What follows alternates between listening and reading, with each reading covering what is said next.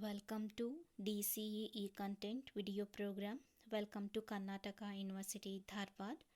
I am Saraswati V. Patil, Assistant Professor of Economics, Government First Grade College, Shiggaon, District, Haveri.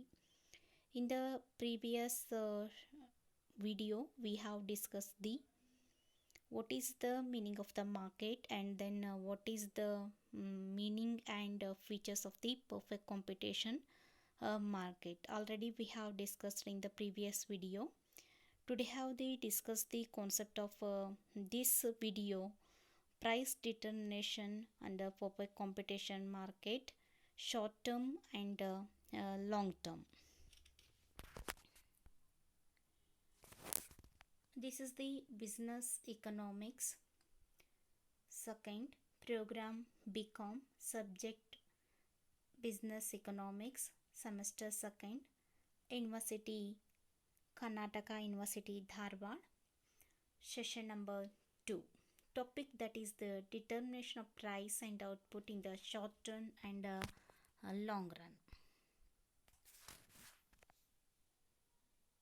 Importance of the time elements in the price determination. ಬೆಲೆ ನಿರ್ಧಾರದಲ್ಲಿ ಕಾಲದ ಮಹತ್ವ.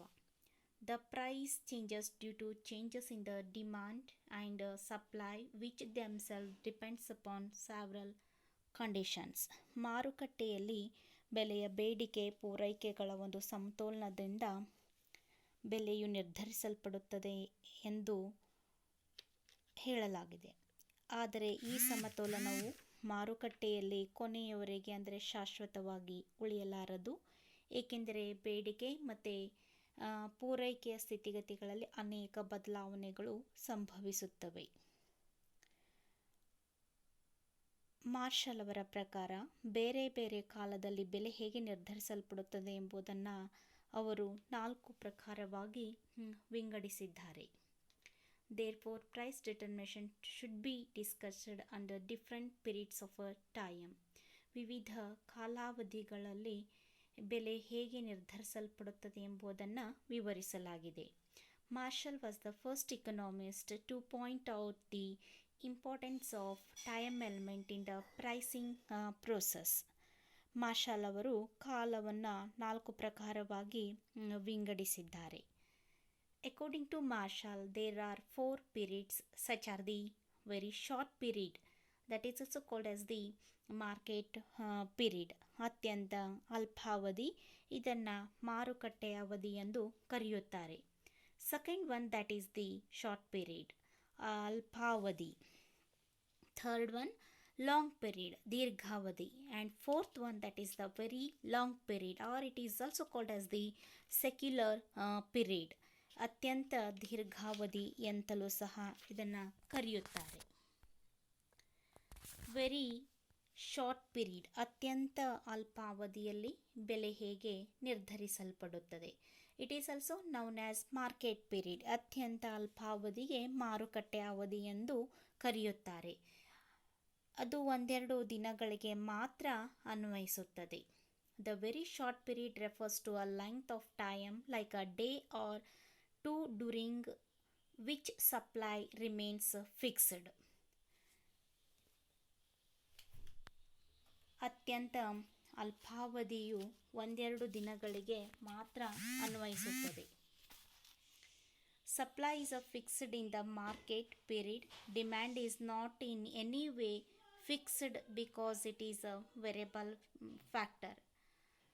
ಮಾರುಕಟ್ಟೆ ಅವಧಿಯಲ್ಲಿ ಪೂರೈಕೆಯು ಸ್ಥಿರವಾಗಿರುತ್ತದೆ, ಬೇಡಿಕೆಯು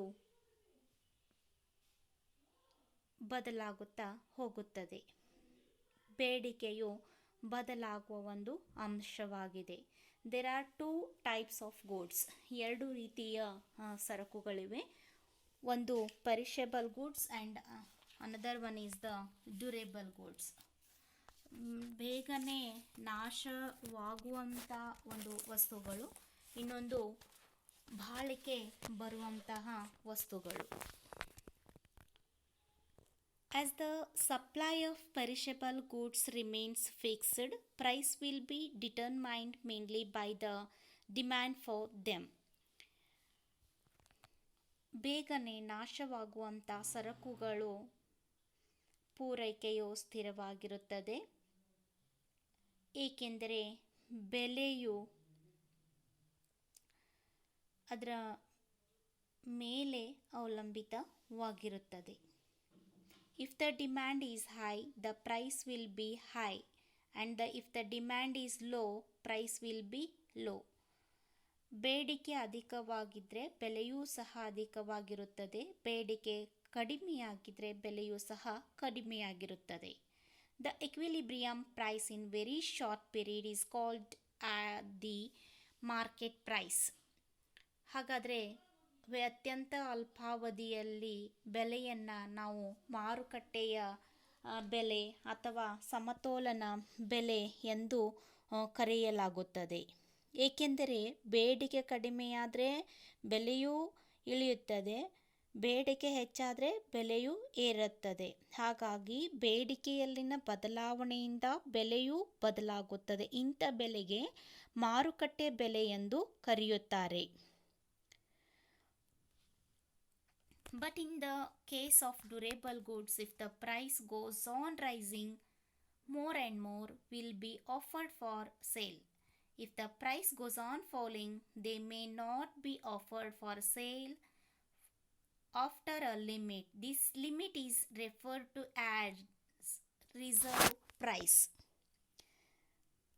ಹಾಗಾಗಿ ಇದನ್ನು ಬಾಳಿಕೆ ಬರುವ ವಸ್ತುಗಳ ಬೆಲೆಯು ಬೇಗನೆ ನಾಶವಾಗುವಂಥ ವಸ್ತುಗಳ ರೀತಿ ನಿರ್ಧಾರವಾಗುವುದಿಲ್ಲ. ಬೆಲೆ ಬಹಳ ಕಡಿಮೆ ಅಂದರೆ ಮಾರುವರು ಏನನ್ನೂ ಮಾರಾಟ ಮಾಡಲು ಬಯಸುವುದಿಲ್ಲ. ಆಗ ಕೆಲವು ಸಮಯದವರೆಗೆ ಕಾಯುತ್ತಾರೆ. ಯಾವ ಬೆಲೆಗಿಂತ ಕಡಿಮೆ ಬೆಲೆಗೆ ಅವರು ಏನನ್ನೂ ಮಾರಾಟ ಮಾಡಲು ಬಯಸುವುದಿಲ್ಲವೋ ಅಂತಹ ಬೆಲೆಗೆ ಕಾಯ್ದಿಟ್ಟ ಬೆಲೆ ಎಂದು ಕರೆಯುತ್ತಾರೆ. ಕಾಯ್ದಿಟ್ಟ ಬೆಲೆಗಿಂತಲೂ ಮಾರುಕಟ್ಟೆಯ ಬೆಲೆಯು ಕಡಿಮೆ ಇದ್ದರೆ ಮಾರುವವರು ಮಾರುವುದನ್ನೇ ನಿಲ್ಲಿಸುವುದರಿಂದ ಪೂರೈಕೆಯು ಶೂನ್ಯವಾಗುತ್ತದೆ. If the price falls below the reserve price, no quantity of durable goods will be offered for a sale. ಮಾರುವರು ಕ್ರಮೇಣ ಹೆಚ್ಚು ಮಾರಾಟ ಮಾಡಲು ಬಯಸುತ್ತಾರೆ. ಬೆಲೆ ಬಹಳಷ್ಟು ಏರಿದರೆ ತಮ್ಮಲ್ಲಿದ್ದ ಎಲ್ಲ ಸಂಗ್ರಹವನ್ನು ಪೂರೈಸಬಹುದು. ಆಗ ಪೂರೈಕೆಯು ಸ್ಥಿರವಾಗಿದ್ದು ಬೇಡಿಕೆಯು ಹೆಚ್ಚಾಗುವುದರಿಂದ ಬೇಡಿಕೆ ಹೆಚ್ಚಾದಂತೆ ಬೆಲೆ ಏರುತ್ತಾ ಹೋಗುತ್ತದೆ. OX ತಲಾಕ್ಷದಲ್ಲಿ ಪೂರೈಕೆಯ ಪ್ರಮಾಣವನ್ನು OY ಲಂಬಾಕ್ಷದಲ್ಲಿ ಬೆಲೆಯನ್ನು ಸೂಚಿಸಲಾಗಿದೆ. In OX axis we have measured the quantity and OY vertical axis we have measured the price.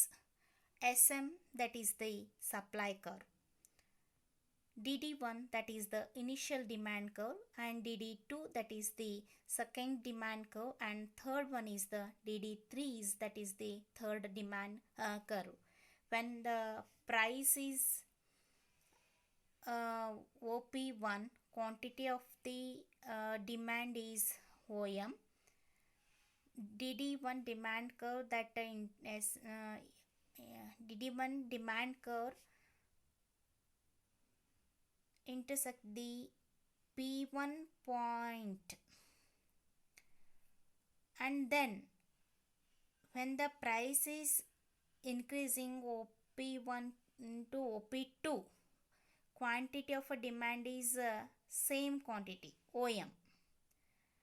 So therefore DD2 demand curve that intersect the SM curve in the point represents to the P2.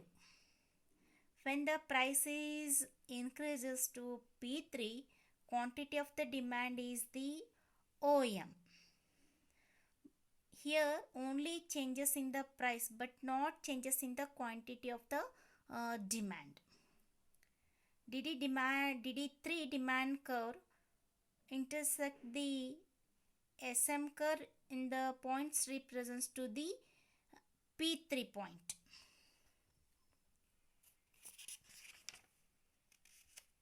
ಇಲ್ಲಿ OX ತಲಾಕ್ಷದಲ್ಲಿ ಪ್ರಮಾಣವನ್ನು OY ಲಂಬಾಕ್ಷದಲ್ಲಿ ಬೆಲೆಯನ್ನು ಸೂಚಿಸಲಾಗಿದೆ. OX ತಲಾಕ್ಷದಲ್ಲಿ ತಲಾಕ್ಷದಲ್ಲಿ ಪೂರೈಕೆಯ ಬೇಡಿಕೆ ಮತ್ತು ಪೂರೈಕೆಯ ಪ್ರಮಾಣ, OY ಲಂಬಾಕ್ಷದಲ್ಲಿ ಬೆಲೆಯನ್ನು ಸೂಚಿಸಲಾಗಿದೆ. SM ಇದು ಪೂರೈಕೆಯ ರೇಖೆಯಾಗಿದೆ. ಬೆಲೆ OP1 ಇದ್ದಾಗ ಪೂರೈಕೆ OM ನಷ್ಟಿದೆ. ಈ DD1 ಬೇಡಿಕೆ ರೇಖೆಯು SM ಬೇಡಿಕೆ ರೇಖೆಯನ್ನು P1 ಬಿಂದುವಿನಲ್ಲಿ ಛೇದಿಸಿದೆ. ಬೆಲೆ ಏರಿಕೆ ಆದಂತೆ OP2 ಆದಾಗ ಪೂರೈಕೆ ಪ್ರಮಾಣವು OM ನಷ್ಟಿದೆ. ಅಂದರೆ DD2 ಬೇಡಿಕೆ ರೇಖೆಯು SM ಪೂರೈಕೆ ರೇಖೆಯನ್ನು P2 ಬಿಂದುವಿನಲ್ಲಿ ಛೇದಿಸಿದೆ. ಬೆಲೆ OP3ಗೆ ಮತ್ತಷ್ಟು ಹೆಚ್ಚಾದಾಗ ಪೂರೈಕೆ ಪ್ರಮಾಣ OM ನಷ್ಟೇ ಇದೆ. ಆಗ ಬೇಡಿಕೆ ರೇಖೆಯು DD2 ಬೇಡಿಕೆ ರೇಖೆ DD3ಗೆ ಸ್ಥಳಾಂತರಗೊಂಡಿದೆ. SM ರೇಖೆಯನ್ನು P3 ಬಿಂದುವಿನಲ್ಲಿ ಛೇದಿಸಿದೆ. TP1 ಇದು ಒಂದು ರಿಸರ್ವ್ ಪ್ರೈಸ್, ಕಾಯ್ದಿಟ್ಟ ಬೆಲೆ ಅಂತೇಳೇನೂ ಸಹ ನಾವಿಲ್ಲಿ ಅದನ್ನು ಸೂಚಿಸಬಹುದು ಅಂತ ಹೇಳಿದೆ. Next one, that is the short period.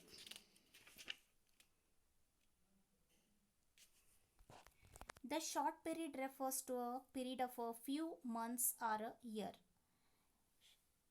ಅಲ್ಪಾವಧಿ ಉದ್ಯಮ ಸಂಸ್ಥೆಗಳ ಸಂಖ್ಯೆಗಳನ್ನಾಗಲಿ ಅಥವಾ ಅವುಗಳ ಗಾತ್ರಗಳನ್ನಾಗಲಿ ಹೆಚ್ಚಿಸಲು ಸಾಧ್ಯವಿಲ್ಲದಿದ್ದರೂ ಪೂರೈಕೆಯನ್ನು ಕೆಲ ಮಟ್ಟಿಗೆ ಹೆಚ್ಚಿಸಬಹುದು. ಅಂದರೆ ಕೆಲವು ತಿಂಗಳವರೆಗೆ ಅಥವಾ ವರ್ಷದವರೆಗೆ ಈ ಅಲ್ಪಾವಧಿ ಎನ್ನುವುದು ಸಂಬಂಧಿಸಿರುತ್ತದೆ. The number of firms in the industry remains the same in the short period. ಅಲ್ಪಾವಧಿಯಲ್ಲಿ ಉದ್ಯಮ ಸಂಸ್ಥೆಗಳ ಸಂಖ್ಯೆ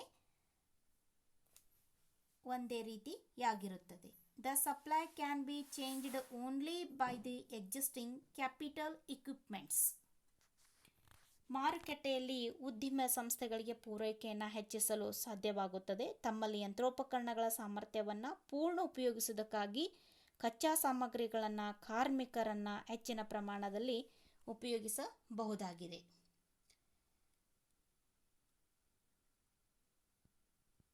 Equilibrium brought about by the equality of demand and supply during the short period is known as short period equilibrium.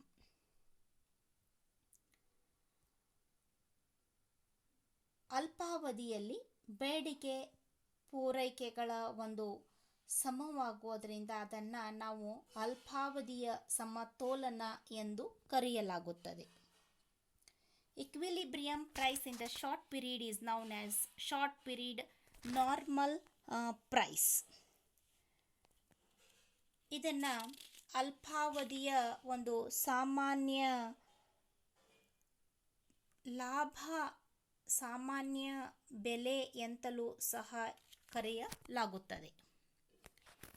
OX ತಲಾಕ್ಷದಲ್ಲಿ ಬೇಡಿಕೆ ಪೂರೈಕೆಗಳ ಪ್ರಮಾಣವನ್ನು, OY ಲಂಬಾಕ್ಷದಲ್ಲಿ ಬೆಲೆಯನ್ನು ಅಳೆಯಲಾಗಿದೆ. ಬೆಲೆಯು OP ಇದ್ದಾಗ ಬೇಡಿಕೆ ಪ್ರಮಾಣವು OM ನಷ್ಟಿದೆ. ಬೆಲೆ ಆಗ ಬೇಡಿಕೆ ರೇಖೆ DD ಬೇಡಿಕೆ ರೇಖೆಯು Q ಬಿಂದುವಿನಲ್ಲಿ ಛೇದಿಸಿದೆ. ಬೆಲೆ OP2 ಆದಾಗ ಬೇಡಿಕೆ ಮತ್ತು ಪೂರೈಕೆಯ ಪ್ರಮಾಣವು OM1ನಷ್ಟು, ಅಂದರೆ OMದಿಂದ OM1ನಷ್ಟು ಹೆಚ್ಚಾಗಿದೆ. DD1 ಬೇಡಿಕೆ ರೇಖೆ SPSE ಬೇಡಿಕೆ ರೇಖೆಯನ್ನು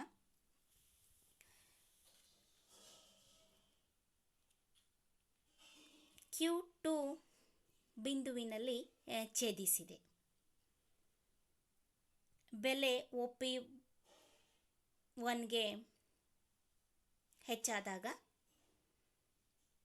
OM1ನಷ್ಟೇ ಬೇಡಿಕೆ ಇರುವುದನ್ನು Q1 ಬಿಂದುವಿನ ಮುಖಾಂತರ ನಾವು ಅದನ್ನು ಸೂಚಿಸಬಹುದು. ಲಾಂಗ್ ಪೀರಿಯಡ್, ದೀರ್ಘಾವಧಿ. The long period refers to a period which is sufficiently long enough to enable the industry to adjust its output completely to changes in the demand.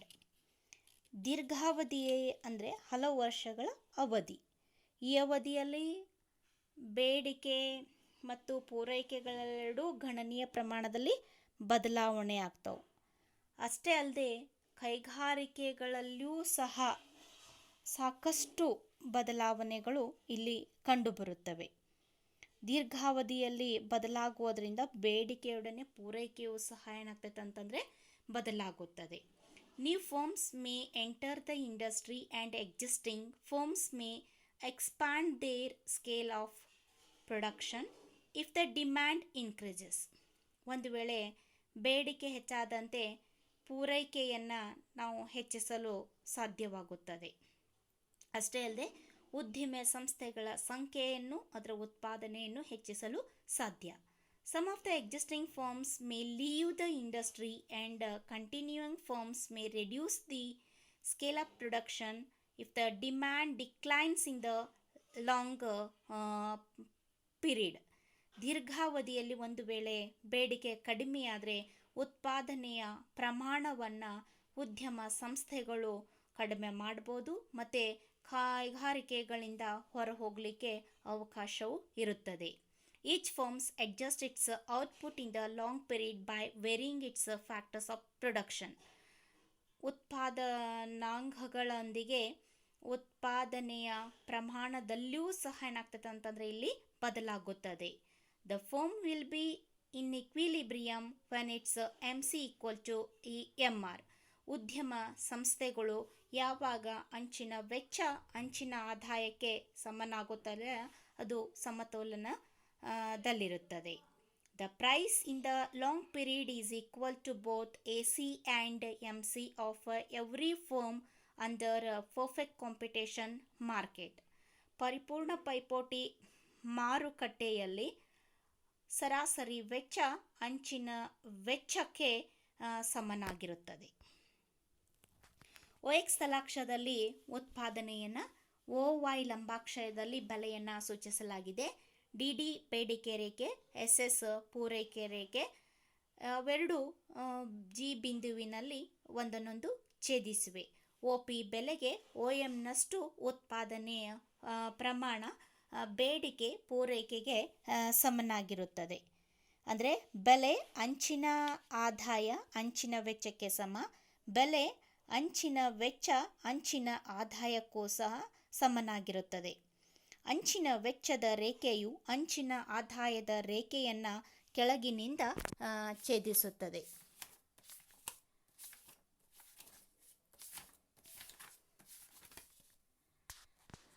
OX ತಲಾಕ್ಷದಲ್ಲಿ ಉತ್ಪಾದನೆಯ ಪ್ರಮಾಣವನ್ನು, OY ಲಂಬಾಕ್ಷದಲ್ಲಿ ಬೆಲೆಯನ್ನು ಸೂಚಿಸಲಾಗಿದೆ. LMC ಇದು long run or long period marginal cost curve. LAC long period average cost curve. AR = MR. AR = MR. ಅಂಚಿನ ಆದಾಯವು ಸರಾಸರಿ ಆದಾಯಕ್ಕೆ ಸಮನಾಗಿದೆ. One was MC = MR or MC = AC. It should be noted that the firm will be in equilibrium when its MC = MR, but under perfect competition market, MR is the same price. MC curve cuts MR curve from below. This is the price determination in the long period of the perfect competition market. And last one, that is the secular period. Secular period, it refers to a very long period. ಅತ್ಯಂತ ದೀರ್ಘಾವಧಿಗೆ ಸಂಬಂಧಿಸಿರುತ್ತದೆ. Modern economists do not distinguish between the long period and secular period. ಆಧುನಿಕ ಅರ್ಥಶಾಸ್ತ್ರಜ್ಞರು ಅತ್ಯಂತ ದೀರ್ಘಾವಧಿ ಮತ್ತು secular ಪೀರಿಯಡನ್ನು ವಿಭಜಿಸಿರುವುದಿಲ್ಲ.